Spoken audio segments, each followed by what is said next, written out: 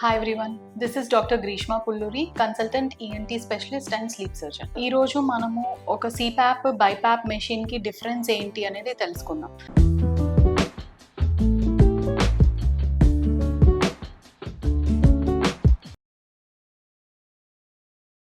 So basically CPAP అయినా BiPAP అయినా మన మాస్క్ ద్వారా ఫేస్ కి కనెక్ట్ చేసినప్పుడు ప్రెషర్ తోటి గాలిని లోపలికి పుష్ చేస్తుంది. సో రెండిట్లో ప్రెషర్ అనేది కామన్. బట్ CPAPకి BiPAPకి ఆ ప్రెషర్ డెలివర్ చేయడంలో డిఫరెన్స్ ఉంటుంది. సో ఫస్ట్ CPAPకి వస్తే మాస్క్ ద్వారా కనెక్ట్ చేసినప్పుడు అది కంటిన్యూస్గా ప్రెషర్ని ముక్కులోంచి లోపలికి పంపిస్తుంది. దీనివల్ల లోపల కొలాప్స్ అయిన టిష్యూస్ క్లోజ్ అవ్వకుండా ఓపెన్ అయ్యేలాగా చేస్తుంది. సో పర్సన్కి గురక ఉన్నప్పుడు టిష్యూస్ కొలాప్స్ అవ్వడం వల్ల ఆక్సిజన్ సాచురేషన్ అనేది తగ్గకుండా CPAP పెట్టుకోవడం వల్ల ఆక్సిజన్ లెవెల్స్ని మెయింటైన్ చేయొచ్చు, హార్ట్ మీద కూడా స్ట్రెయిన్ పడకుండా ఉంటుంది.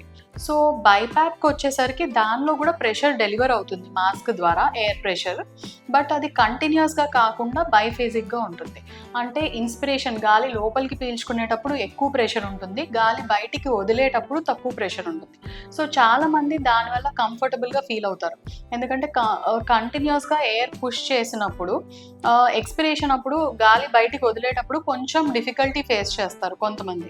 బట్ బైఫేజిక్ ఉండడం వల్ల ఇన్స్పిరేషన్ అప్పుడు హై ప్రెషర్స్ కూడా డెలివర్ చేయొచ్చు. అంటే సివియర్ గురక ఉండి ఎక్కువ టిష్యూ కొలాప్స్ ఉన్న వాళ్ళకి హై ప్రెషర్ ఇవ్వగలుగుతాం.